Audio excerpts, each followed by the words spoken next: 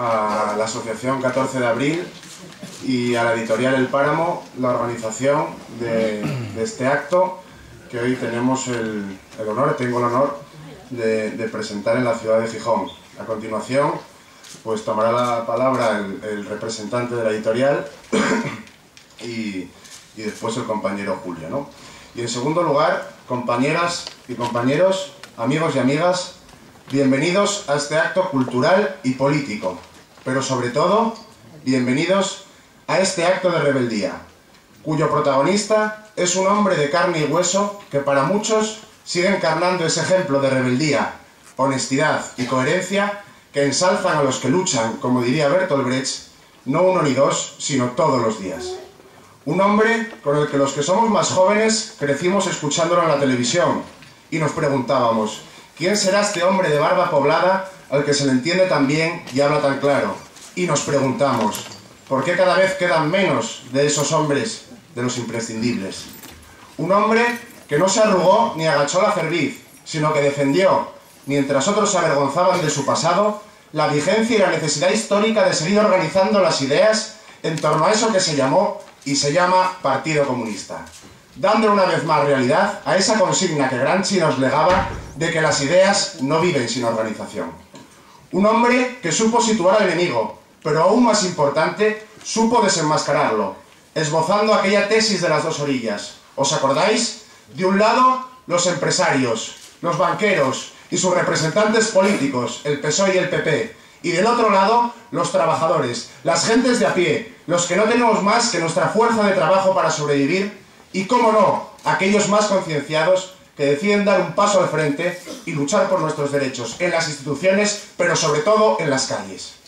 Un hombre que nos enseñó a no pactar con el diablo a cualquier precio, ya que el riesgo de descender a los infiernos era altísimo, y evocó que la única manera de sentarse en una mesa con Lucifer era presentándole algo que se llamaba programa, programa, programa, que parece que a muchas de las personas que hoy están en la política actual se les ha olvidado. Un maestro andaluz que no solo en la escuela, sino a lo largo de toda su trayectoria política, consagró su acción a la educación de las gentes a través de su palabra, siempre suave en el modo, pero fuerte en el contenido. Unas palabras que hilaban e hilan un discurso sin ambajes ni eufemismos baratos y que arroja una luz de esperanza para los que queremos transformar el mundo. Un hombre recién salido de una pintura del Greco que rescató de las catacumbas la lucha por la Tercera República, la lucha por la actualización de esa república pisoteada por el fascismo y olvidada por aquellos que nos hicieron tragar con esta monarquía impuesta por Franco y que hoy se autodenominan de izquierdas. Un corazón rojo, infatigable e incorruptible, que bombea la acción de un verdadero, como diría Rousseau, animal político, que hace unos cuantos años en Mieres nos decía que la primera batalla contra el estado actual de las cosas empieza por uno mismo, que es imprescindible derribar a ese leviatán interno que representa lo viejo para poder transmitir lo nuevo. Esa sociedad nueva en la que la gente esté por encima de los beneficios de unos pocos, esa que está en marcha por las leyes imparables de la lucha de clases, pero que hay que empujar y sobre todo organizar. Un hombre, como bien dice el libro que hoy nos presenta, que cambió de trinchera, pero no de guerra. Un político que se puso al servicio de construir, como diría José Martí, trincheras de ideas, las cuales valen mucho más que trincheras de piedras. Ante nosotros, se encuentra una especie de elegido que entre humo y metralla, contento y desnudo, iba y va matando canallas con su cañón de futuro. Compañeros y compañeras, muchos lo llaman califa, otros simplemente lo llamamos, y aquí lo tenéis, camarada Julio Arguita.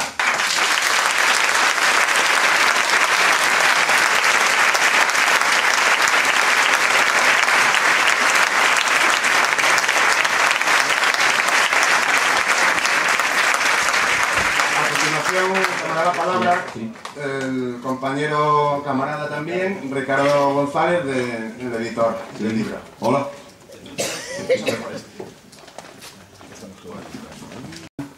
Oviedo y hoy estamos en Gijón.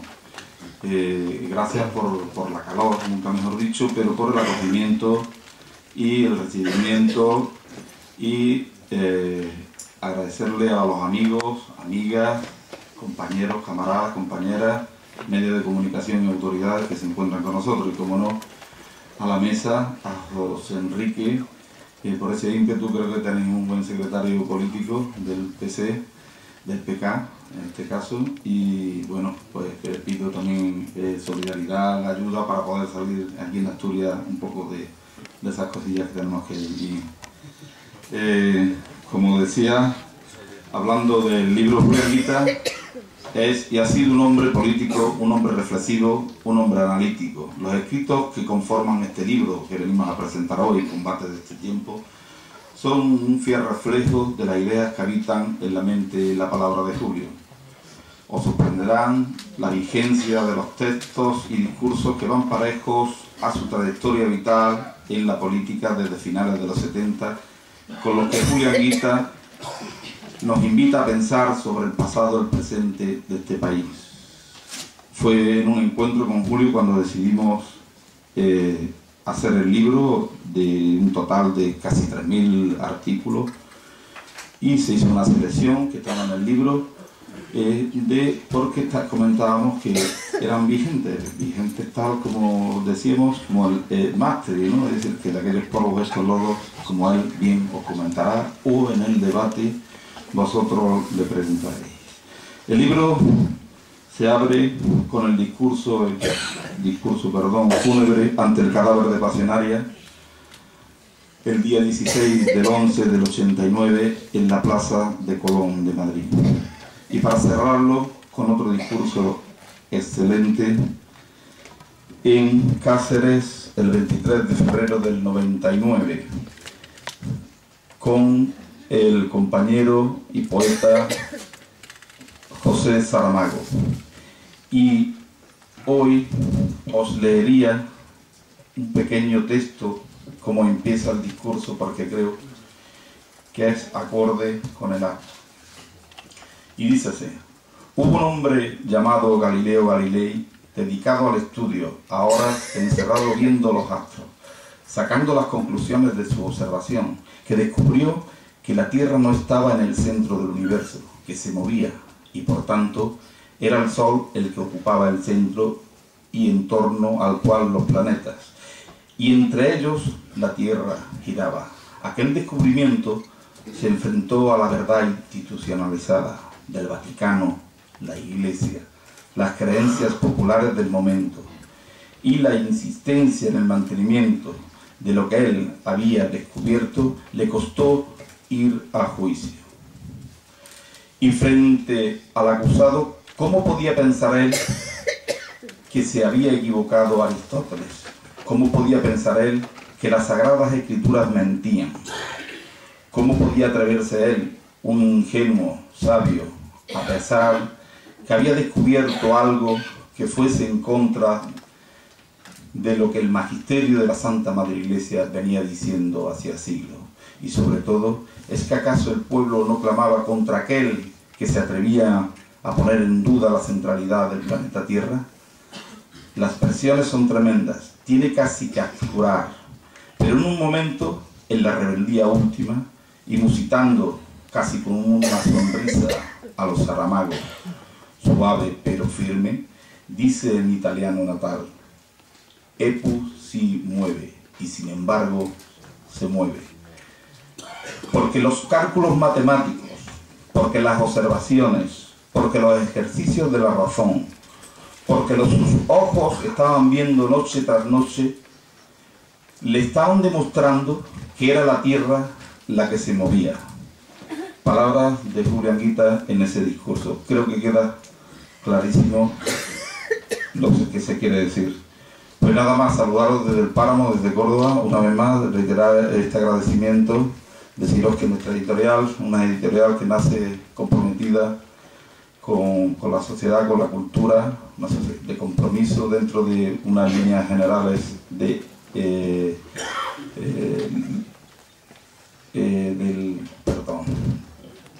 dentro de los principios de libertad, igualdad y fraternidad. Y nada más, yo creo que tienen ustedes a Julio, luego pasaremos a un debate, y muchas gracias por acogernos como nos acogen aquí en Asturias. Gracias.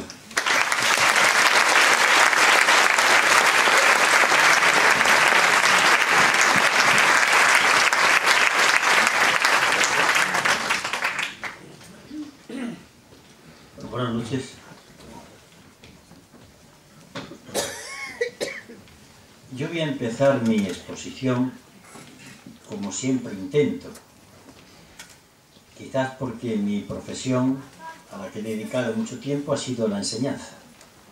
Y yo he querido que mis alumnos, más que aprendieran lo que yo decía, aprendieran a pensar, a reflexionar. Mi intervención de hoy, por tanto, quiere provocar en vosotros una reflexión, que vuestras cabezas comiencen a pensar y a sacar las conclusiones. Y para eso voy a comentar dos noticias de los informativos de hoy. Para empezar, la primera es el jolgorio, la inmensa alegría que en determinadas zonas de España, medios de comunicación, políticos, ha habido con la victoria de François Hollande. Y después la estupefacción con la que los resultados han dejado a Grecia con un parlamento muy dividido, en donde los partidos mayoritarios, hasta hace poco tiempo, han sido diezmados. Vamos a comentar esto un poco. Somos un país tremendo. En cada momento hay un hecho revolucionario. El de las 7, 7 y 1 minuto, 7 y 2, 7 y 3. Somos incontinentes a la hora de hablar. Hombre, es mejor que haya perdido Sarkozy. Pero François Hollande, se abre un interrogante. Vamos a ver. Vamos a ver. Pues nada, esto es el inicio del cambio, Europa va a transformarse, y lo malo, compañeras y compañeros, que el pueblo se lo sigue creyendo. Eso es lo dramático.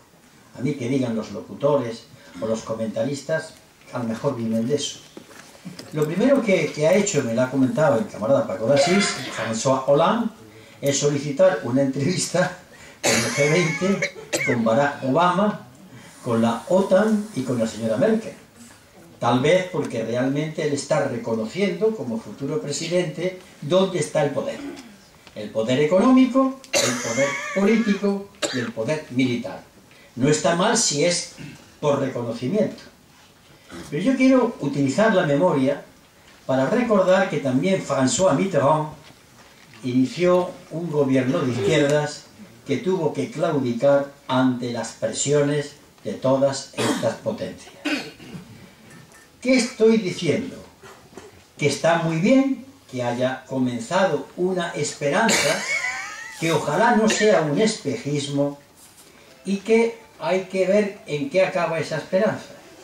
Y lo mejor que podemos hacer es empezar a ocupar zonas de la calle defendiendo las posiciones que parece ser que va a tomar y exigiéndolas que se tomen en España. Si François Hollande comienza a hacer una política siquiera medianamente contraria a lo que hay ahora, hay que apoyar a ese hombre. Y hay que apoyarlo, si va en ese camino, intentando empujar aquí en España. Es lo mismo que si yo fuese, por ejemplo, presidente de gobierno de España y me atreviera a enfrentarme a lo que hay, me gustaría que los franceses se echasen a la calle y los griegos y los italianos. Hablo de los trabajadores.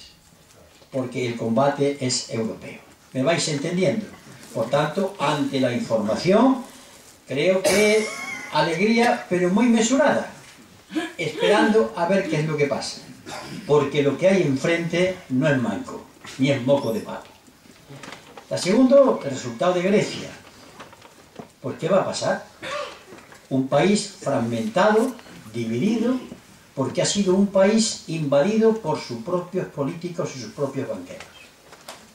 La banca griega, el capitalismo griego, que entre otras razones ha evadido 200.000 millones de euros en estos últimos años, pues ha invadido su propio país, al dictado de unos extranjeros, como en España, al dictado de los mercados. Yo creo que ha cometido un delito de traición para con los griegos. Y cuando eso ocurre, el pueblo griego comienza a tomar distintas opciones y ha producido un parlamento que demuestra la situación de caos en la que vive la población. Está angustiada. Se han dado casos de suicidios. Y por tanto, esto es. Habrá que ser muy inteligentes en Grecia, las fuerzas que están por cambiar las cosas, y tienen que tener el apoyo de todos nosotros. Como pueda, con la palabra, con la acción, intentando saber qué es lo que va a pasar. Porque en Grecia también se abre una posibilidad, esperemos, no lancemos las campanas al vuelo, de que podamos invertir las cosas. Pero cuando esto se está comentando a las pocas horas de lo que ha acontecido, me acabo de enterar hace un momento, me lo ha dado Radio Nacional de España, que me ha hecho una entrevista, que Bankia ha sido intervenida y el presidente del gobierno ha dicho que va a rescatarla con dinero público. Aquí hemos llegado. Es decir, una mafia bancaria. Unos que se han montado sobre el robo. Unos que han estafado el dinero público, han hundido a la banca. El Estado español invierte dinero de los españoles en reflotar esa banca. Esto no es nuevo. Viene ocurriendo hace decenas de años. Es decir, se socializan las pérdidas, hemos perdido, a repartir la pérdida, y cuando hay beneficios son para mí. Esta filosofía tan extendida no entre los banqueros, los agricultores de mi tierra, cuando hay una mala cosecha, la mano, pero cuando hay beneficios, la mano en su cartera. Asumida muchas veces por el propio pueblo. Es una auténtica injusticia que la gente no exige que sea reparada. Y además, cuando esto ocurre, Rodrigo Rato, que es la más alta autoridad de Bankia, simplemente ha dimitido. En un país medianamente decente, tendría que ser investigado, sometido a examen por el tribunal pertinente para ver las responsabilidades que ha tenido. Se va y aquí no ha pasado nada. Y se va y no ha pasado nada si fuese con dinero de Bankia. Pero es con dinero de todos los españoles en la medida que el gobierno va a inyectar dinero nuestro. ¿Cuántas veces está ocurriendo esta operación? Miles de veces. Ante la pasividad de las organizaciones y la pasividad del pueblo español. Yo no generalizo, pero tengo que decir con mi experiencia, y a veces indignado, que como pueblo tenemos unas tragaderas tan grandes como las cataratas del Niágara. Y esas tragaderas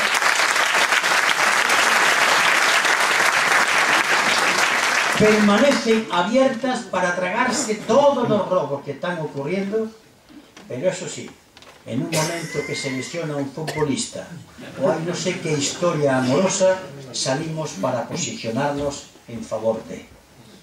Yo quiero recordaros la historia de la antigua Roma, cuando los cristianos perseguidos eran echados a los leones para que el pueblo de Roma aplaudiera aquella barbarie y se olvidara que estaba pasando hambre. Esto es muy viejo. Al pueblo se le dan informaciones, debates, se les incita a que digan determinada posición, la última. Un día aparece en televisión que esa señora tremenda, presidenta de Argentina, ha nacionalizado una empresa española. Y yo que ando mucho por mi ciudad, oigo en el bar que tomo el café, no a banqueros, a trabajadores normales. Hay que ver la tía esa. Algunas veces digo, hay que ver los burros que son.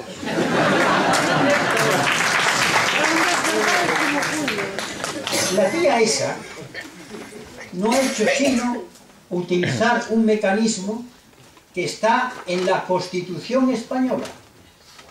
El Estado español puede, en un momento determinado, nacionalizar cualquier empresa extranjera. Luego, por lo pronto, esa señora ha utilizado un mecanismo legal. Segunda cuestión. ¿Por qué somos como somos? Que cuando un locutor en televisión dice han atacado a una empresa española, pensamos primero en la palabra española y no en la palabra empresa. ¿Por qué embestimos tantas veces al mismo capote? ¿Por qué somos todos bravos, es decir, todos tontos? ¿Por qué un toro que no fuese bravo embestiría al torero y no al capote? Seguimos insistentemente dejándonos llevar por la televisión. Y además, esa empresa no es española, y aunque lo fuera. La señora presidenta de Argentina ha recabado para su país lo que es de su país. Y eso es lo que hay que hacer. Que otros no lo hagan, se irá en su baldón. La empresa no es española.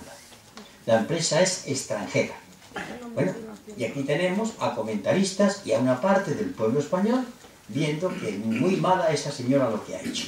Pues bien, ante eso yo voy a hacer una reflexión, porque también como profesor de historia tengo que decir que yo me hice historiador porque quería saber lo que pasa hoy en día. Yo no me hice historiador porque a ver lo que pasó entonces, no me interesa. Me hice historiador porque lo que pasó entonces tiene consecuencias para hoy.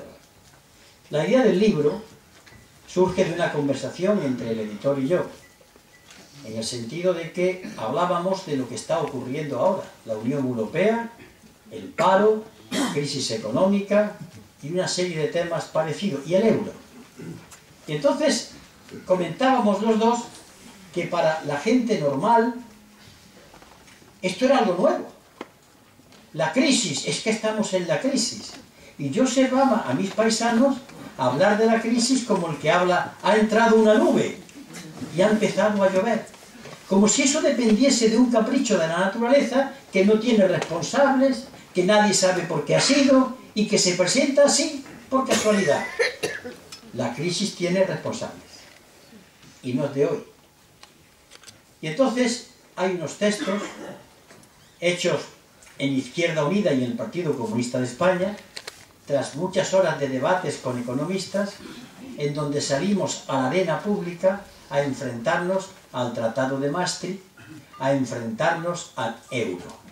El euro, ese inmenso disparate, esa inmensa tontería, esa solemne estupidez, consistente en que meter en una misma moneda a países con distinta capacidad económica, sin hacer un presupuesto común, sin una política fiscal común, sin una convergencia social, pierde el más débil, en este caso los países mediterráneos, gana el más fuerte, en este caso Alemania, que impone el marco cambiándole el nombre, y se llama euro. Esto lo estamos viendo ahora, pero se dijo hace tiempo, y ahí están los textos, que vienen ahí. Los debates que estuvimos cuando el Tratado de Maastricht. Cuando el Tratado de Maastricht, el año 1992, nosotros defendimos que era una tontería. Y tengo que recordar que hubo en el ámbito de lo que se llama propia o impropiamente la izquierda, una especie de visión milagrera de que se iban a acabar los problemas.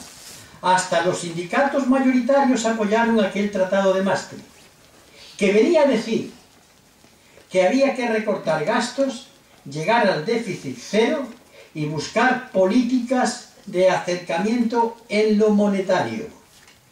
Pero el Tratado de Maastricht se olvidó de hablar de la Unión Política de Europa. Y vino la moneda única. ¿Y qué trajo la moneda única? ¿No recordáis vosotros un hecho muy simple?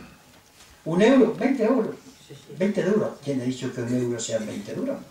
Pero para la mentalidad de la gente, un euro era como los 20 duros. Y entró. Y siguió entrando. ¿Y qué ocurre? Que España, más débil industrialmente hablando, porque los distintos gobiernos, no solamente de la derecha, sino de los anteriores hasta el de Felipe González, han ido acabando con la industria española. Lo tengo que contar aquí en Asturias, las industrias del Estado, ¿o no lo sabéis? Han estado vendiéndose, vendiendo. Nos hemos quedado sin tejido industrial. ¿A cambio de qué? A cambio de que entramos en Europa. Me ha recordado la visión de ciertos pueblos de mi tierra del campesino modesto que tenía el casino de los pequeños propietarios, pero que aspiraba a entrar en el casino de los grandes señores.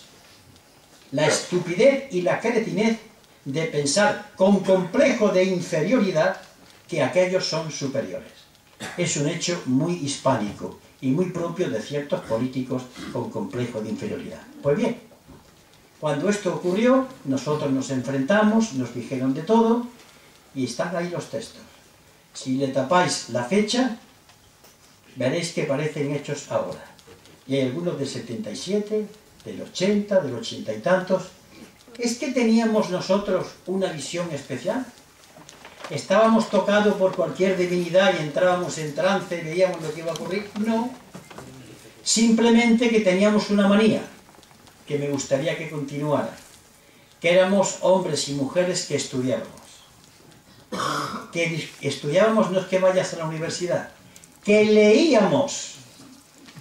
Que pensábamos colectivamente y discutíamos, y los números y los datos y las posiciones de determinados economistas nos estaban diciendo que aquello era una barbaridad. Pero hay que ver la gente, el euro, Europa, ya está ahí la barbaridad. Pero esa barbaridad, repito, no ha venido de pronto, está ahí, en esa época, en ese momento.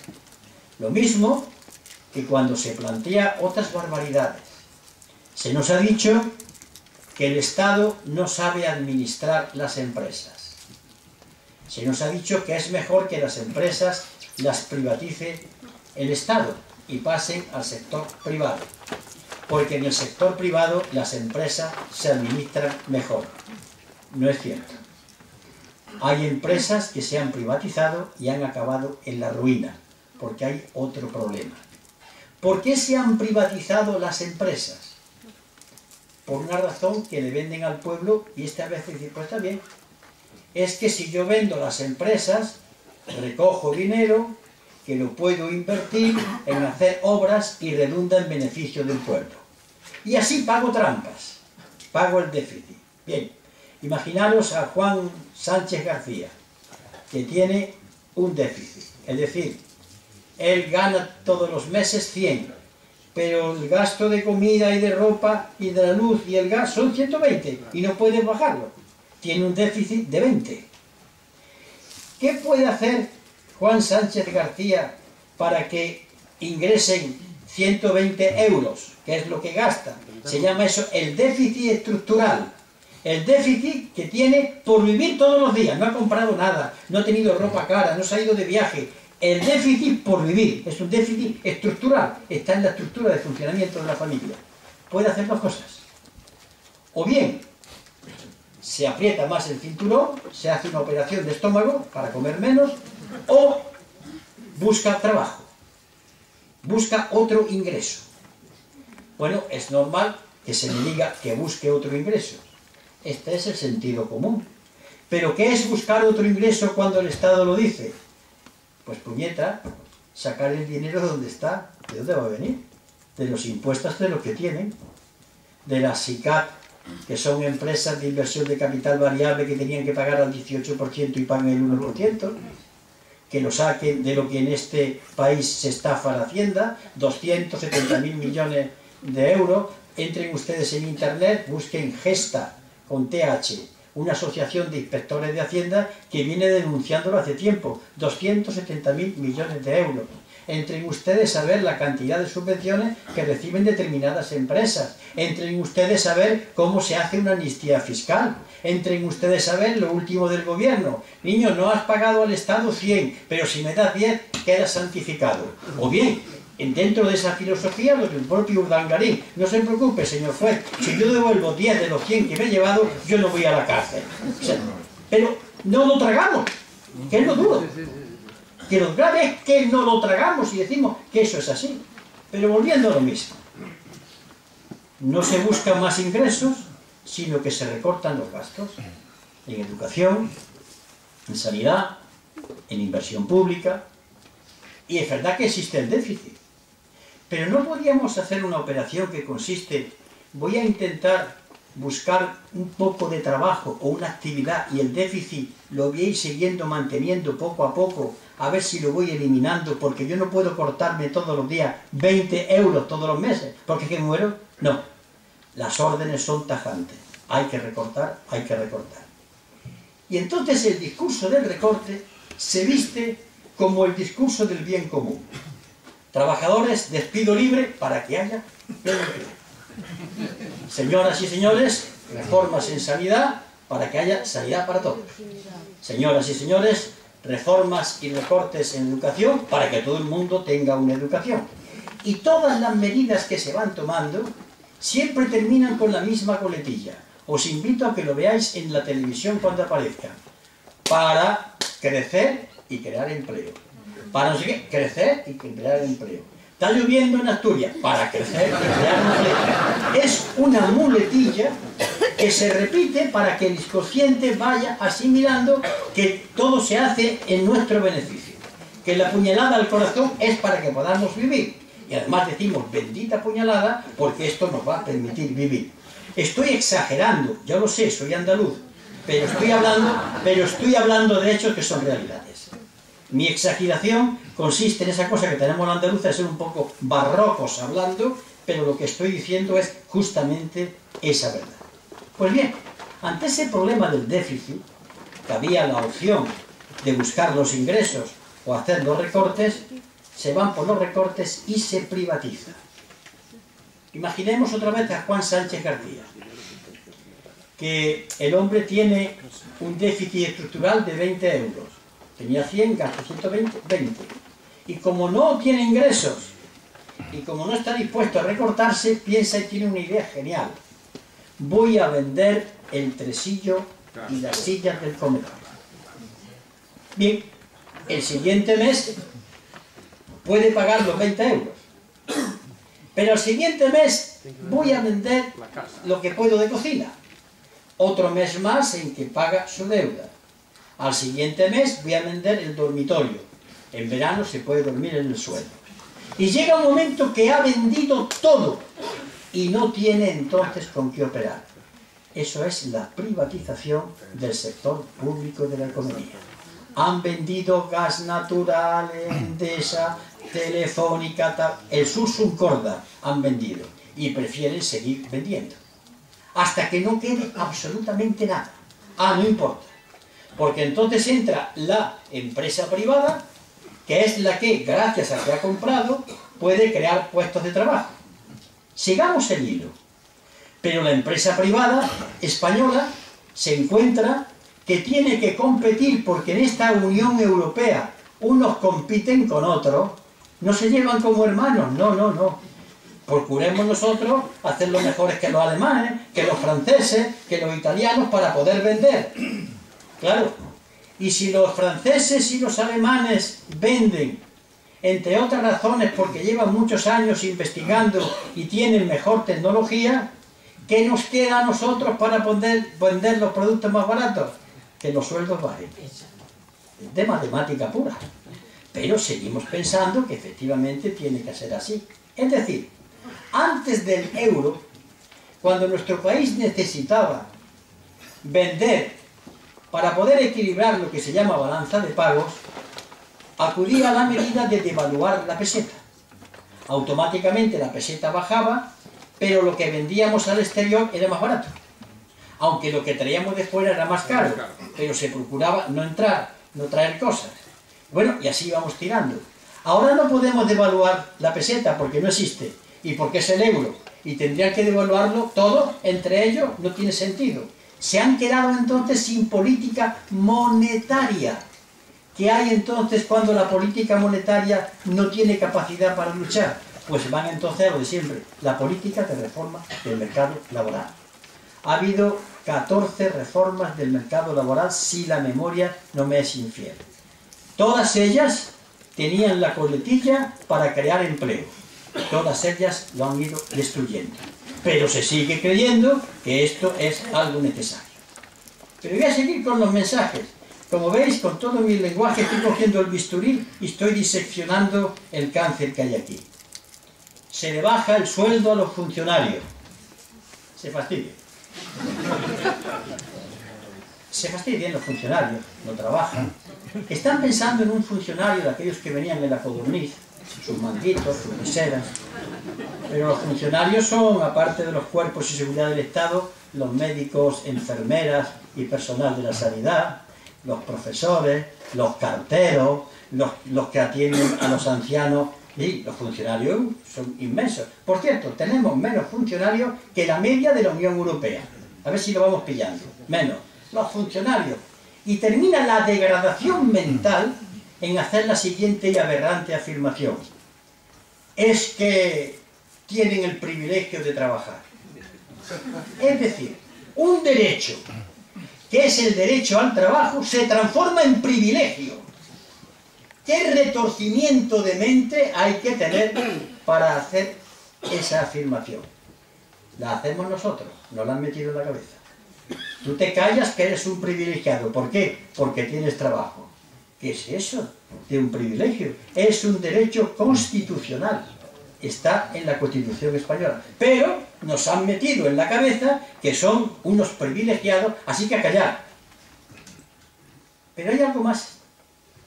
Cuando castigan a determinado colectivo, que se fastidien, que se joroben, por no decir una palabra malsonante, pero que explicita muchas cosas. Eso estriba en una mentalidad que le gusta la igualdad, pero en el fango. Le gusta la igualdad abajo, no hacia arriba. Pues la igualdad hacia abajo, eso es un pensamiento rastrero, propio de esclavos, que quiere que los demás sean tan esclavos que están ante la igualdad. Esa igualdad en la miseria, si yo paso hambre que los demás paso hambre, es propia de una mentalidad de esclavo. Claro, esto es la formación de una mentalidad sumisa. Nos van uniformando mediante mensajes, mediante consignas. Otra, los sindicatos no debieran cobrar ninguna subvención. Yo me apunto. Pero un momento, ¿vale? Los sindicatos no cobran ni un duro. Los partidos políticos tampoco. Apuntado. ¿Ya está?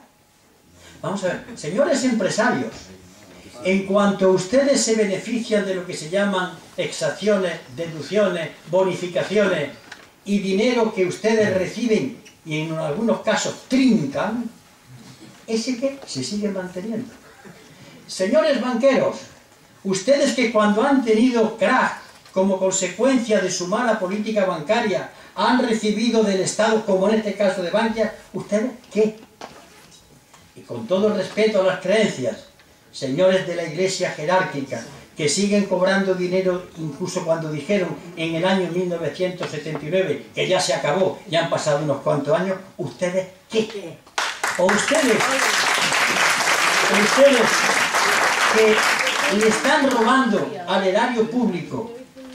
Hablo de futbolistas que cogen y declaran en países cuando si son tan patriotas tenían que hacerlo aquí. Pero los aplaudimos porque son unos genios del balompié. A ver si nos vamos espabilando. O ustedes, cantantes famosos que declaran sus impuestos en Miami y en otros sitios, ¿ustedes qué? Pero es curioso, partidos políticos y sindicatos y el resto se van. Esta operación es muy vieja. Esta la hacía el pueblo de Israel. El pueblo de Israel, cuando sentía que había ofendido a Yahvé Dios, hacía una cosa muy sencilla, muy curiosa. Cogía un cordero, iban a una ceremonia, todo el pueblo ponía las manos y descargaba los pecados en el cordero. Llegaba el sacerdote y lo apuñalaba. Hemos acabado, he aquí la víctima propiciatoria. Esa transferencia de responsabilidad a otro para escaparse de buscar el auténtico responsable es lo que uniforma nuestros pensamientos. Y seguimos tragando y seguimos cayendo en el garlito. Pero hay más. Por si esto fuera poco. El porvenir que se presenta es un porvenir que una vez que pasemos la crisis, ¿por qué dicen una vez que pasemos la crisis? Vamos a estudiar un poco a ver hasta dónde llega. Cuando yo estudiaba Historia de la Economía en la Universidad de Barcelona, el catedrático, que era un hombre conservador, pero era muy honesto intelectualmente, casos se dan, nos decía, don Valentín Vázquez de Prado, vamos, nos decía, miren ustedes, el sistema capitalista es un sistema que lleva en sí una enfermedad, es la crisis.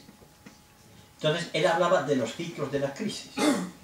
Y había un economista que en esto había brillado a gran altura, murió en 1950, Joseph Alois Schumpeter. Este afirmó que el sistema capitalista, las crisis forman parte de su naturaleza, y que desde luego, dijo él, que él era capitalista en su mentalidad, moriría de éxito el sistema. Atención a la expresión, moriría de éxito. Vayan ustedes trasladando esto a la época en que estoy hablando. Pues bien, ¿qué mantenía Schumpeter? Que la cosa era muy fácil. El ciclo económico comenzaba, la economía está en un punto arriba, es el momento de auge. Comienza un momento de recesión, un momento de depresión, se toca fondo y volvemos a recuperarnos y vuelta a empezar es el círculo. Claro, hay un pequeño detalle que pasa desapercibido a los ojos del observador. Cuando se toca fondo y se empieza a recuperar, ha pasado algo que la gente no quiere reparar. Se han cerrado empresas, se han despedido a trabajadores. Por tanto, ¿por qué? Muy fácil. Esto lo dijo un chiquillo llamado Carlos Marx, un tontorrillo que no sabía lo que estaba diciendo, allá en el año 1847, conjunto con Engels, escribe el Manifiesto Comunista. Cosas de estos rojos. Es el que habla del sistema capitalista y de sus crisis. Que cuando llega abajo necesita recuperar la tasa de ganancia, tiene que cambiar las infraestructuras de sus estructuras de fábrica, tiene que echar trabajadores, sustituirlo por máquina o por otros trabajadores, se quedan en el paro y claro, hay recuperación. Hasta que nuevamente hay una crisis de sobreproducción, se produce más de lo que la gente consume, hace falta y vuelta a empezar. Pues bien, hay quien sigue creyendo que esto va a ser así, que está tardando, puñeta, pero va a ser así. Sin embargo, ya no va a ser así. Ya no hay posible recuperación. Y vamos a explicar por qué. El discurso del señor Rajoy y el discurso de otros señores está siempre cuando nos recuperemos. Y al aire de cuando nos recuperemos es como la fe religiosa que ya nos salvaremos, ya nos salvaremos, ya nos recuperaremos, ya vendrá el día de la gloria, que nunca llega, ni va a llegar. ¿Por qué? Durante un tiempo, la economía del mundo ha estado dirigida y potenciada, la economía capitalista, que hay otro tipo de economía, no hablo solamente de la socialista, sino de otros países de otro tipo, ha estado impulsada por la gran economía capitalista. Esta radicaba su poder en Occidente, Estados Unidos, Gran Bretaña, Alemania, Japón y unos cuantos países más. Eran los que mandaban. Invadían con sus productos los mercados, se traían las materias a bajo precio, tenían tasas de ganancia que le permitía dar unas migajas a los trabajadores, los cuales se creían que estaban en el mejor del mundo e ignoraban que era a costa de los trabajadores que estaban en otra zona. Eso no se quería ver, mejor cerrar los ojos. Pero el caso es que de pronto el mundo evoluciona y el capitalismo llega a todo el planeta, a todo el mundo. Y aparecen potencias económicas, China, Brasil, Rusia, India, Turquía y otros países. Y empiezan a producir. Y a llenar de productos en una tremenda competencia con la antigua Occidente. Claro, que la culpa también, o la responsabilidad, diríamos ser de la culpa, no me gusta, está en la propia Occidente. Un caso. ¿Cómo podemos quejarnos de que haya paro en España cuando los empresarios del textil catalán construyen fábricas de tejer en Casablanca? Se llama deslocalización empresarial. Trasladan la fábrica allí donde la mano de obra es más barata. Pues bien, las primeras empresas que van a China son norteamericanas y españolas. Roca, por ejemplo, de los sanitarios, tienes fábricas allí. Por tanto, se van a China con una mano de obra muy barata y muy explotada, la verdad hay que decirla. Pero claro, ¿cuál es el horizonte? El horizonte es que un día dicen en Occidente, señores, denle ustedes a sus trabajadores derechos humanos. ¡Qué misericordiosos! No. Es que saben que el precio de producción del coste en China es más barato y por tanto que le den los derechos a los chinos para que los productos puedan ser competitivos. Y si no puede ser, entonces nosotros tenemos que hacerlo más barato. En esta especie de competición, de competitividad para vender más barato. Bueno, así va el sistema. Pero de pronto estos países van a generar una clase media importante. Dentro de 10, 12 años, habrá 800 millones de personas en el mundo, de estos países que estoy diciendo, que tendrán un ingreso medio anual de 25, 26.000, 30.000 euros al año. Es una clase media. Calcular lo que pueden significar pues 2.000 euros, 2.000 y pico euros en España. Una clase media que de pronto dice que ellos también quieren tener un coche o dos, o no tienen derecho. Que ellos también quieren. Y entonces producen más barato, producen paro, pero no porque sean pérfidos. Es el sistema en las propias metrópolis y se encuentran con ese tremendo problema. Pero hay otro más. De pronto nos encontramos que somos 7.000 millones de habitantes del planeta Tierra. Pero acerquémonos un momento.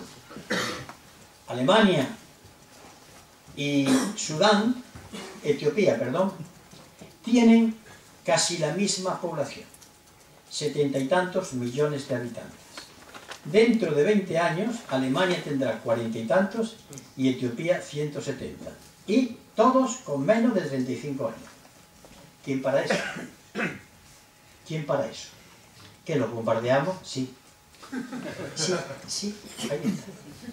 La guerra ha sido siempre una salida económica por parte del poderoso. Lo que ocurre es que incluso la guerra en estos momentos tiene una dificultad.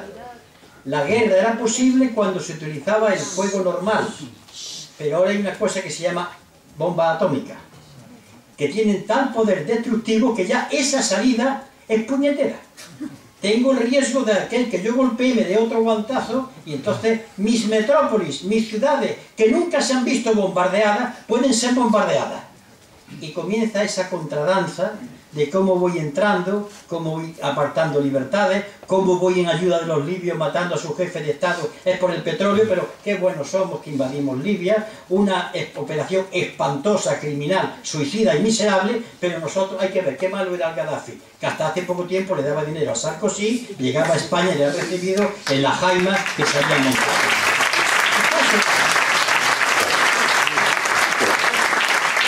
Y metido en este discurso de la incongruencia, de la locura, del despiste mayúsculo, de la solemne tontería, estamos inmersos en nuestro país. ¿Que hay muchas gentes y muchos colectivos que luchan? Pues claro que sí. Pero la inmensa mayoría todavía no ha despertado. Y mi pregunta es, ¿hasta cuándo? Porque, ¿en qué consiste despertar? Mañana salir a la calle de manera incontrolada, romper un escaparate y demás, pues la policía lo averigua en un santiamén. Tomar la calle no es eso. Tomar la calle es salir a la calle, pero con ideas en la cabeza. Con ideas que se empiezan a discutir a ras de tierra. Y después pondré el ejemplo, la propuesta. Con ideas que la gente asume.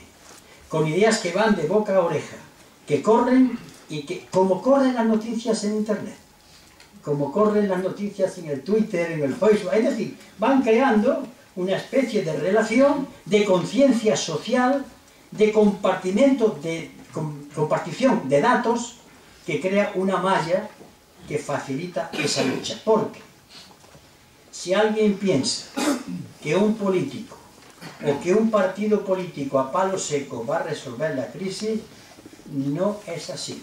No tiene solución.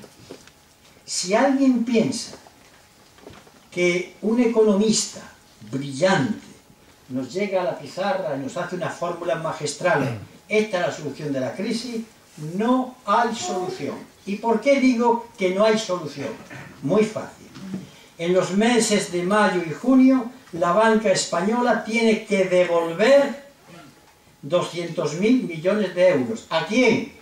Al Banco Central Europeo, a los bancos alemanes, porque cuando la gente iba a España a pedir un préstamo, cuando el ladrillo, los bancos españoles no tenían tanto dinero para prestar, se lo pedían a otros bancos. Esto es una especie de rueda infernal, y no tiene dinero, y si no tiene dinero para devolverlo, le dan una paña o cerramos el kiosco. Pero hay más. Nuestro país en estos momentos debe 3 billones de euros. He dicho B, de burro. 3 billones. ¿Y de dónde salen estos 3 billones? Pues vamos a desmontar otra mentira que circula. Quien menos debe es el Estado. Resulta que el Estado, que tiene 3 administraciones, la central, vamos, la que dirige don Mariano Rajoy, las comunidades autónomas y los ayuntamientos, que es la local, deben. Pero ¿saben ustedes quién más debe? Las familias, la banca y las empresas. Sin embargo, toda la deuda es a los ayuntamientos. El último informe del gobierno cara a los españoles dice: el déficit ha aumentado por culpa de las autonomías. Puede ser verdad.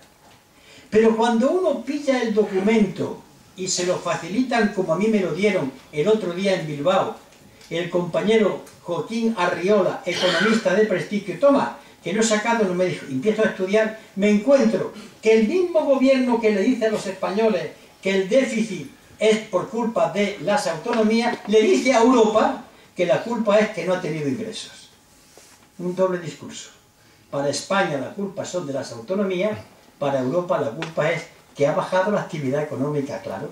Si baja la actividad económica porque hay gente con más paro que no compra y más parado, automáticamente los ingresos del Estado se reducen. Y ese es el déficit. No le echan la culpa a la autonomía. ¿Pero por qué le echan la culpa a la autonomía?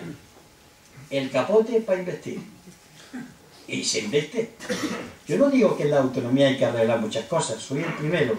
Austeridad, rigor, capacidad. Las elecciones las justas, no demasiadas, justas. ¿Y qué ocurre con eso? Que alguien tiene que llevarse la responsabilidad.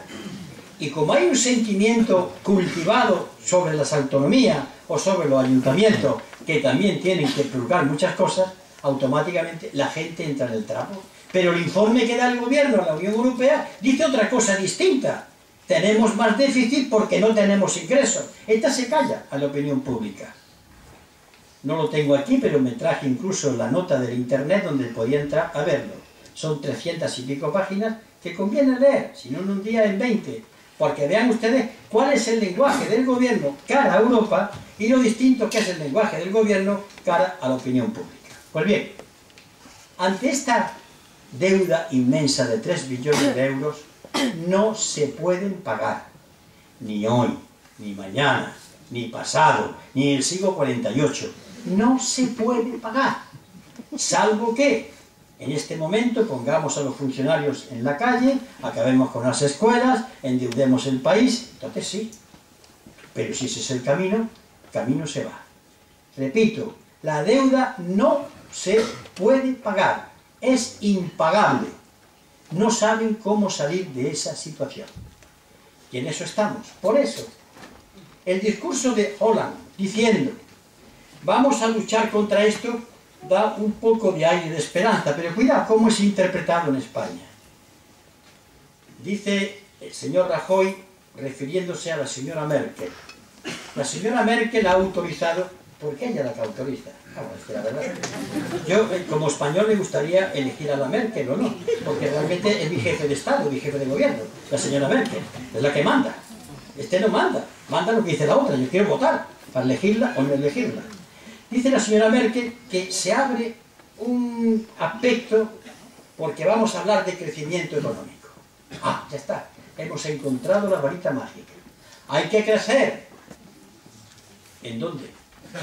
¿En el ladrillo? ¿En la siderurgia? ¿En la minería? ¿En la pesca? ¿En la agricultura?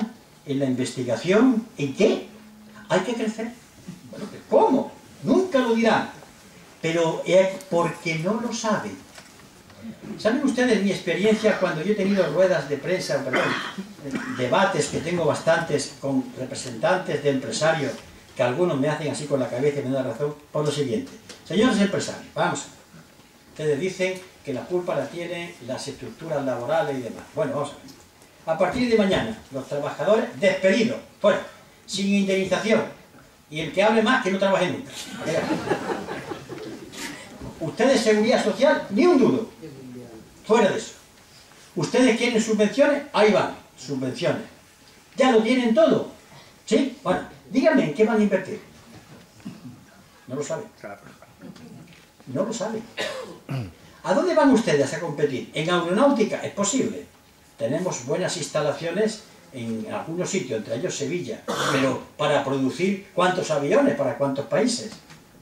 ¿En qué van a invertir? No lo saben. Porque estuvieron durante mucho tiempo acostumbrados al ladrillo. Así están los campos de España, llenos de chalés totalmente vacíos. Y ya no saben hacer otra cosa. Y si algunos saben hacer otra cosa, porque hay industrias punteras en nuestro país, necesitan un tiempo y necesitan investigación. Y han recortado la investigación. No hay, por tanto, porvenir. Pero claro, mientras yo diga que la culpa la tienen, que los trabajadores tienen un mercado laboral rígido, ya tengo el cordero divino sobre el que deposito los pecados y la gente aplaude porque hemos matado al chivo expiatorio. Y así no hay perspectiva. Pero hay más. Ante esta situación en la que las propias empresas confiesan cuando hablan que no ven perspectiva de intercambio económico, se refugian siempre el mercado laboral, la austeridad, que es una hermosa palabra, la austeridad. Esto está hablando de recortes, cuando la palabra austeridad es otra cosa, que yo me apunto a la palabra austeridad. Estos son recortes que es distinto. Y así van entreteniendo a la población.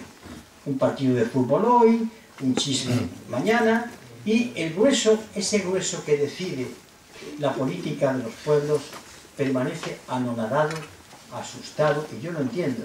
Están en riesgo sus formas de vida. Chamizo, el defensor del pueblo andaluz, que es sacerdote, produjo, lo digo sacerdote para que asegurar más lo que voy a decir, un informe al Parlamento andaluz, demoledor. Los asilos están viendo que su población de ancianos es sacada y llevada a la familia. Un rapto súbito de amor hacia los abuelos, y no. En miles de hogares andaluces, el abuelo y la abuela, su ínfima pensión es el único dinero que entra. Claro, ya está todo explicado. El abuelito ahora lo cuidan lo mismo, como que no. Porque realmente son los 500, 400, 600 euros, 700 euros los únicos que garantizan que hay un ingreso en la casa. Si esta es la perspectiva, ya lo tenemos todo claro. Si el anciano es la perspectiva, adiós juventud. Porque claro, no tenéis futuro. Hace muchos años, Felipe González quiso saber la opinión de cuál era el horizonte que había del mercado de trabajo en España y se lo encargó a James Petras, catedrático de estructuras sociales en la Universidad de Harvard. Vino James Petras, que por cierto es un militante anarquista, es un hombre muy curioso, es un catedrático de prestigio, escribe muchos libros, y lo ves con una boinilla, parece, pero es un tío listísimo. Y se hizo cargo del trabajo, se trajo a todo su equipo de economistas, se instaló entre Madrid y Barcelona, y al cabo de 2 años y pico le planteó en la Moncloa a don Felipe González: toma usted, este es mi estudio. Don Felipe González leyó, y cuando leyó dijo, que le paguen a este hombre lo que le debe y que se vaya a Norteamérica. Yo tengo el estudio, porque él, que es relativamente amigo mío, me lo dejó. Hay una frase que se ha repetido y nadie sabe que tiene su origen en él. Dice James Petras, que hablando del año 93-94, vamos a estar ya mismo ante la primera generación que va a vivir peor que su padre. Demoledor. Y ya llegó. Ya está aquí. Claro. ¿Y ahora qué habla? Crear empleo. Muy bien. Y yo tengo entonces que afirmar que esto tiene otra visión. Y con esto que voy a decir, ya termino mi intervención. ¿Cómo enfrentarnos a esto?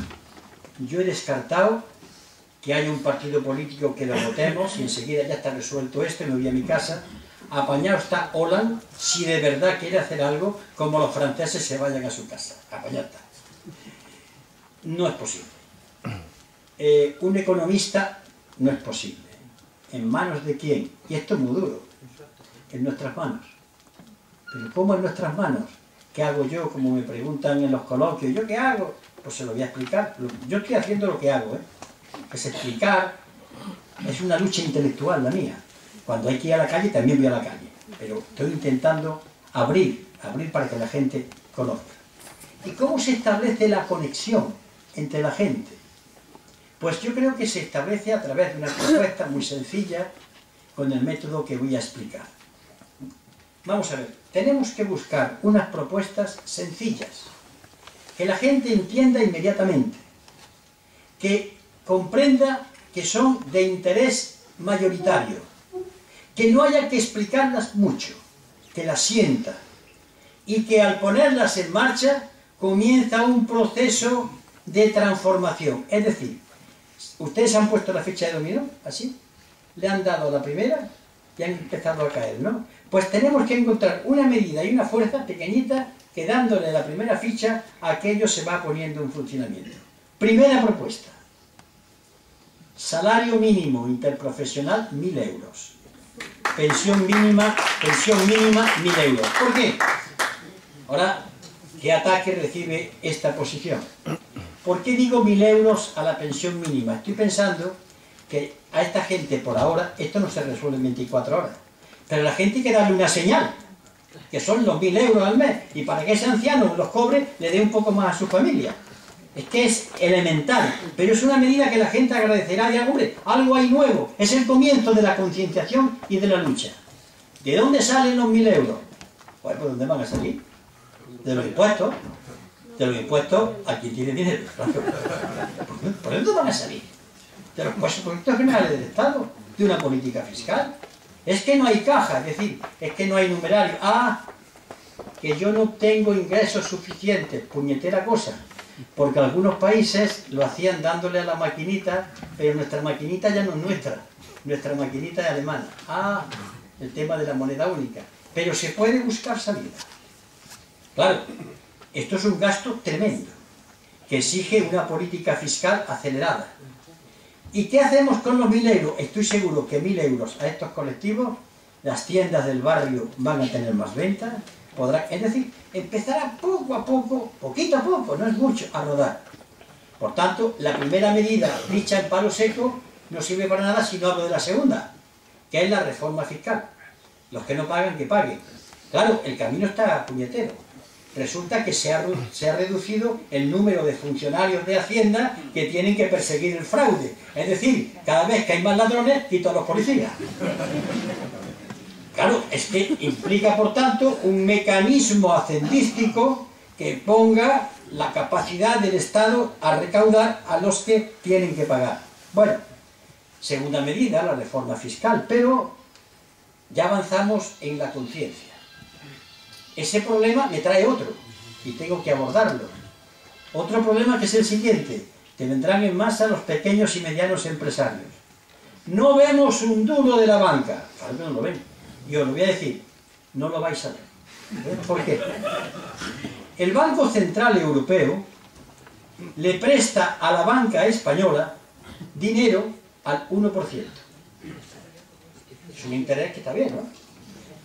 Prestándole el 1%, ¿qué puede hacer la banca? La banca entonces empezar a prestarle al industrial, al pequeño comercio, para que empiece a tirar para adelante. No, la banca entonces compra deuda del Estado, que se cotiza al 5 o 6%, con lo cual gana un 4 o 5% simplemente sin ningún esfuerzo.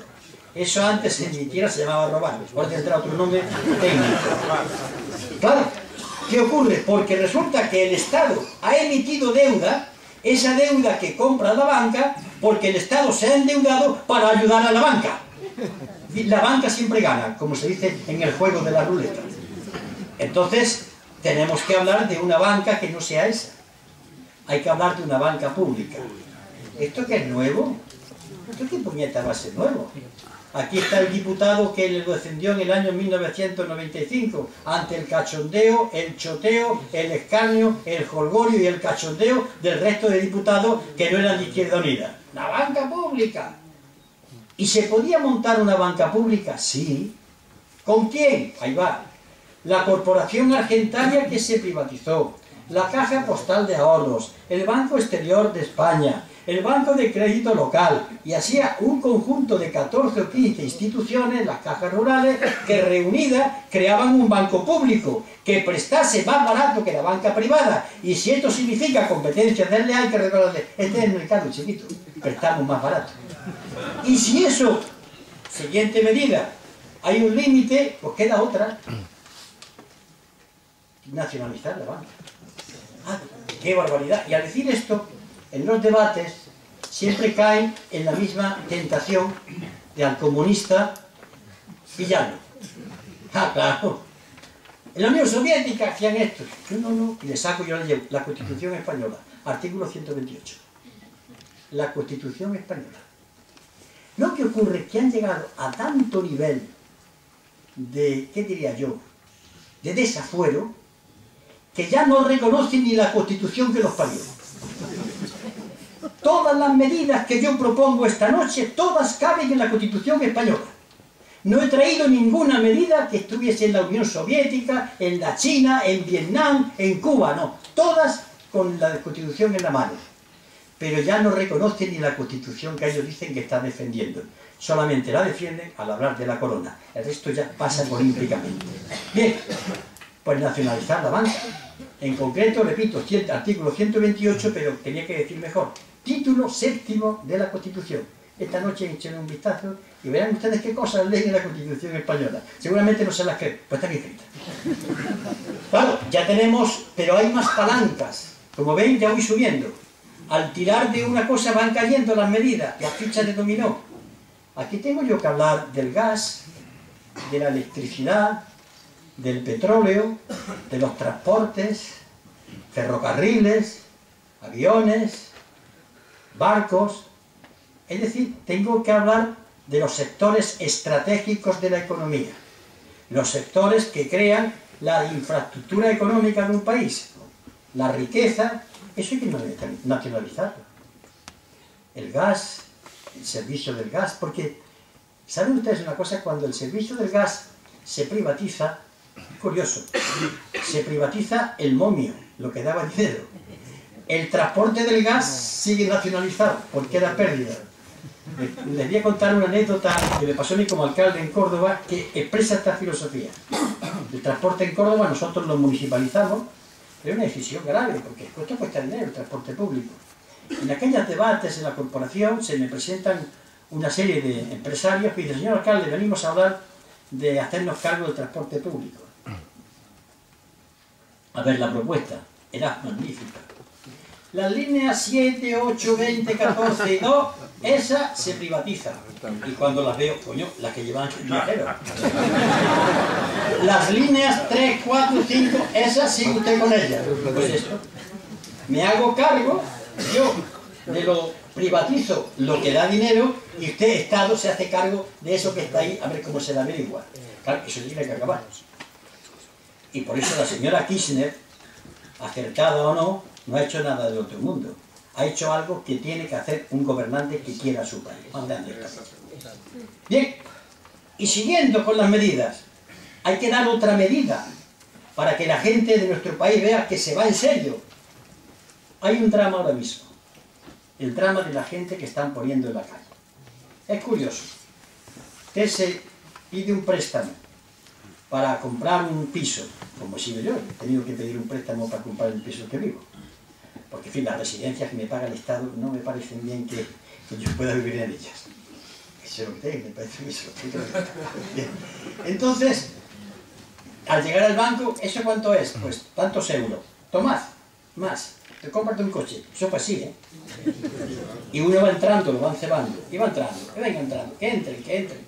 Hasta que de pronto se rompe la burbuja, estalla, y hay que devolver, y no se puede. No se puede devolver los intereses, ni siquiera, porque no pagamos los primeros préstamos, el capital, pagamos los intereses, y entonces, ¿qué hace? Que el banco se encuentra ante el piso que no se lo pagan. Primera cosa, a la calle, porque si los dejo siento un principio peligroso contra la ley de la propiedad privada. Y ponen en la calle a una gente que se ha quedado sin trabajo. Propuesta. Cuando el vecino, ciudadano, trabajador, profesional, se quede con un piso que debe y que se demuestra que no tiene otro trabajo y que no lo encuentra, y se demuestra que no tiene otra vivienda en Benidorm, en otro sitio, sigue viviendo en el piso, el banco no se lo queda y ya se le dice a él en una especie de contrato, y cuando vayas trabajando irás pagándolo en tantos plazos. Pero no se va a la calle. Yo creo que eso a un colectivo lo agradecerá. ¿Esto qué significa? Enfrentarse a los bancos. Pero, queridos amigos de Gijón, ¿es que os creéis que cambiar esto significa no enfrentarse a nadie? ¿De qué guindo nos vamos a caer? ¿O creéis que esto vamos a ir con buenas palabras y con el rosario? Señor empresario, señor Emilio Botín, señor Francisco González de BBV, vamos a cambiar el mundo porque todos somos hermanos, pero, te repito, ¿de qué guindo nos vamos a caer? Esto es enfrentamiento. La política es poder y contrapoder y enfrentamiento. Lo que pasa es que el enfrentamiento lo estamos perdiendo nosotros. Es la frase de ese capitalista americano. Dice, no, si la lucha de clase existe, menos mal que lo ha dicho un capitalista americano, porque hay muchos de izquierda que dicen que eso ha desaparecido. Dice, la lucha de clases existe, lo que pasa es que nosotros la vamos ganando. Pues bien, siguiente medida. Y así, están en el libro, por cierto. Así tenemos un programa que tiene una virtud. Yo exagero muchas veces, pero ¿cómo podemos hacer un programa? Yo creo que este se memoriza, fácil. Que, como digo muchas veces, que el borracho más borracho en el chigre más oscuro del mundo, cayéndose ya del mostrador, lo repita de memoria, porque se lo sepa. Tiene que tener la virtud de que vaya por todas las mentes. En la historia de España ha habido un momento que no se puede comparar en cuanto a sus contenidos, pero sí en cuanto al método, fue el Frente Popular, donde toda la izquierda se puso de acuerdo para intentar parar a la derecha. Y los que no estaban de acuerdo en todas las medidas, como la izquierda republicana, hacía una salvedad en el documento. Pues esto es un llamamiento y un toque arrebato a la población. ¿Con qué? Estas medidas. Vendrán, no, que queremos, no, estas medidas. Porque vendrá el lenguaje pseudo-revolucionario a decir, no, hay que acabar con los burgueses. Uy, hay que darle los 1000 euros. Pon en marcha los 1000 euros, verás hasta dónde llega. Déjate de lenguaje grandilocuente, que ya llegará el momento de que tengamos que enfrentarnos. ¿Cómo? Y termino. Cuando yo presenté esta propuesta, mucho más amplia, con más consideraciones, lo hice en el Ateneo de Madrid, hace 3 meses, creo, 4. Y entonces le dije a las personas que estaban allí, imaginaos que aquí hay un mapa de España, mapa tremendo. Y aquí ponemos el partido este que está aquí, allí aquí el sindicato, otro alfiler, aquí una peña no sé qué tipo, aquí una organización republicana. Empezamos a puntear lo que hay. Una asociación de vecinos combativa, el ejército que tenemos, no busquemos ejércitos que no existen, el que tenemos. Están desconexionados. Yo no sé lo que pasa en el mundo republicano, que hay asociaciones republicanas peleadas siempre entre sí. Y cada una tiene la esencia, Cada una tiene el santo grial del republicanismo. ¿Por qué no hacemos una cosa muy simple? Ir uniendo los puntos, y si tenéis la curiosidad de unir los puntos, uno con otro, os da una malla, os da un tejido, os da una fuerza. Pues bien, no quiero animaros, porque esto lo he propuesto en Madrid, todavía no he tenido respuesta. Porque es más cómodo rajar que empezar a trabajar. Porque la asociación de vecinos de aquí no se pone en contacto con la otra, otra con el club. Oye, estas vecinas, ¿qué te parecen? Y empieza, y esta con otra, y se crea la malla. Eso ya no lo para nadie. Pero ellos intentarán, como hacen bien, ellos están defendiendo sus derechos. ¿Por qué digo esto? Porque ellos tienen una estrategia, tienen una lógica. Los otros no la tenemos en conjunto. Y dicho de una manera, si queréis, radical, a un ejército se le opone otro, con otra lógica, con otra táctica, con otra estrategia, con otro sistema de combate, pero ejército, no basado en la disciplina cuartelera, sino en la convicción. Y ese ejército puede ganar. Y esto es difícil, porque esto supone quitarme horas. Bueno, si supiera la que me quito yo, si le preguntáis a mi mujer sobre esto ya os diría. Claro, esto significa a un pueblo decirle que te espabiles, que nadie te lo va a solucionar, que te caigas ya de la higuera, que no te lo soluciona nadie. Que si ahora estás cabreado, votaste a este porque te cabreaste con el otro, ahora estás cabreado y te vas a seguir votando hasta que digas, he dado la vuelta y no he conseguido nada, me voy a mi casa. Que ya te lo digo, no lo vas a conseguir. Sí, que vete a tu casa ya porque te evita estar votando. No lo vas a conseguir. Bien, esto no implica que yo esté despreciando la militancia. Yo milito en el Partido Comunista de España, en la Izquierda Unida. Pero la militancia mía tiene el sentido de dirigirme a mi pueblo. Pero esto es lo que hay. Y otros se dirijan desde otras formas de pensamiento.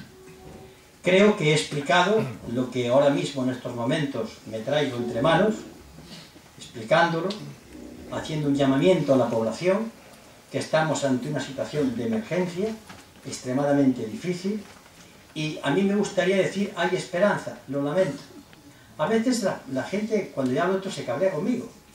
Matan al mensajero. Si yo no le he hecho esto, yo cuento lo que hay. Matarán al que lo ha hecho, pero a mí quien traigo la noticia. Y lo lamento, pero esto es así, se puede. Se puede. Es posible. Con muchas dificultades es posible.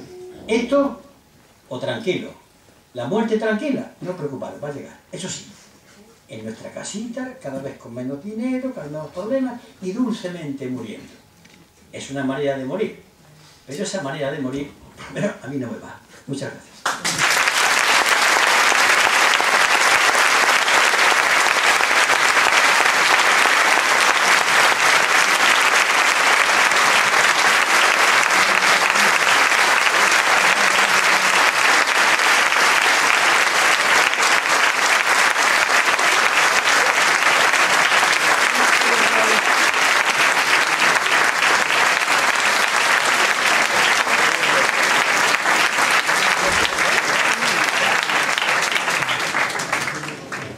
Bien, pues vamos a empezar un tiempo de preguntas sobre todo. Vamos a tratar de evitar las intervenciones, sino que sean preguntas concretas, y vamos a hacerlo en bloques de 3, ¿vale? Y vamos a dar un tiempo de unos 15-20 minutos a lo sumo. Entonces, a ver. Aquí. Es para el compañero. Es importante que el resto del público oiga la pregunta, porque si no me oyen a mí contestar, no saben a qué. Sí, sí. Hay que oír la pregunta.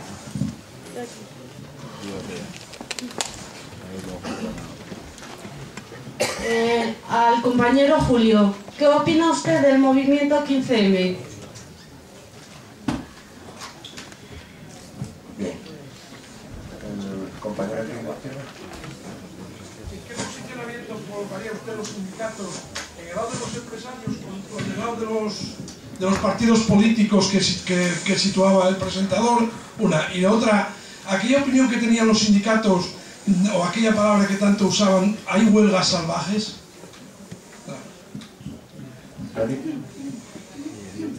Bueno, yo muy breve. Comenzaba la intervención con el tema de las elecciones griegas. ¿Considera que la ruptura, o un poquitín esa ruptura del bipartidismo en Grecia, bien porque no hay una fuerza de izquierdas que apuntala al otro partido que se llama de izquierdas, como puede pasar, que yo me parece un tema bastante de actualidad con respecto a Andalucía y a Asturias?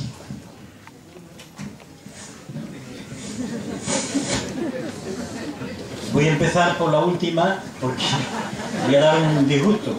Yo voté en contra de ese acuerdo. En el referéndum que mi fuerza política de manera democrática ha hecho, fue una votación limpia y yo voté no. Mis razones las tengo, las expliqué en mi organización, ante mis compañeros, y no voy a explicarlas aquí. Lo cual no significa que mi fuerza política considera que debe seguir, y aquí hay que acatar la norma democrática. Eso es trasladable a otros lugares, supongo. Yo siempre he partido de un principio que no estoy dispuesto a renunciar. Siempre hay que pactar. Y no se exagere nadie.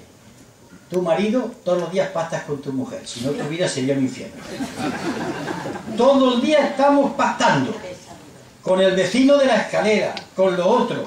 Ahora bien, el problema no es pactar. El problema es qué es lo que se pacta. Y entonces ya podemos discutir. Y yo voté no por el qué es lo que se pacta, no por pactar. Es decir, yo no estoy en contra de la palabra pacto. Sería una especie de cafre si lo hiciera. Puedo estar en contra de los contenidos del pacto. Bien, está aclarado. No conozco la situación de Asturias, me han informado Paco García estos días, que van a gustar de estar en una verbena votando no sé cuánto tiempo. A divertirse.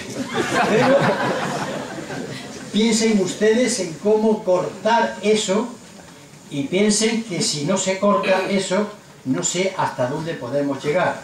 Porque yo he visto la correlación de fuerzas, me he enterado de algunas opiniones que dan las fuerzas políticas y me han recordado, perdonen ustedes, en la imagen que da Andalucía, que no es cierta, pero tiene su raíz histórica, los patios de vecindad. Y tú más, tú lo otro. Bien, a lo que voy. Vamos a ver, la primera pregunta al 15M. Yo soy del 15M. He participado. He dicho que soy de los suyos y que son de los nuestros. Y cuando digo que son de los nuestros, que fue un artículo, yo quería decir, usted sabe que el posesivo es posesión o pertenencia, que yo pertenezco a ellos. La periodista Rosa Montero del País no leyó nada más que el titular, cosa que suele suceder a los grandes comentaristas, y dijo, el señor Anguita quiere apoderarse del 15M. No, el señor Anguita lo que dijo es que eran los míos, y esos son los nuestros, porque soy nuestro padre, porque yo soy del padre, ¿está claro? Pero hay que saber un poquito de gramática, y una periodista debe saber. El caso es lo que voy. El 15M supuso un revulsivo de conciencia, aire fresco, capacidad de movilización, entusiasmo, un toque de atención a los partidos políticos, y pienso que a los sindicatos. Fíjense cómo matizo y gradúo. Pienso que a los sindicatos. Lo que pasa es que el problema en nuestro país es utilizando la imagen siguiente. Ustedes han visto cómo se ponen los satélites en marcha, ¿no? Pues lo voy a escribir. Sale el satélite y de pronto cuando llega a determinada altura se ha consumido una parte de un cohete que cae. Y entonces entra otro cohete que sigue llevando la nave hasta otra altura y el último cohete. Se ha acabado el primer cohete. No se ha encendido el segundo. ¿Qué quiero decir? Que el propio 15M tiene que reflexionar, me consta que están reflexionando, que junto con las grandes virtudes que ha tenido, también ha tenido ciertos tics que hay que decírselos críticamente, porque es una crítica entre hermanos. Primer crítico, creerse estupendo, maravilloso, y olvidarse que las plazas de España se pueden llenar, pero hay que conseguir que los que están en su pisito, yo sé que es muy molesto, pues a veces tengo ganas de decir un par de cosas a los que están en el pisito, pero me muerdo la lengua. Hay que conseguir que esos vengan. Porque hasta que esa inmensa masa que no habla no vuelque, no hay cambio. Lo lamento, es que esto es así. Luego hay que utilizar otro lenguaje, hay que hablar de otra manera, hay que tener otra paciencia, hay que tener lo que se decía en la burguesía de visito. El lenguaje es muy importante, porque si tenemos que aliarnos con alguien que es importante, no le llamemos miserable burgués, sino compañero, a ver si te vas espabilando un poquito, cariñosamente, pero llamándole miserable burgués, dices tú, ay, tu padre.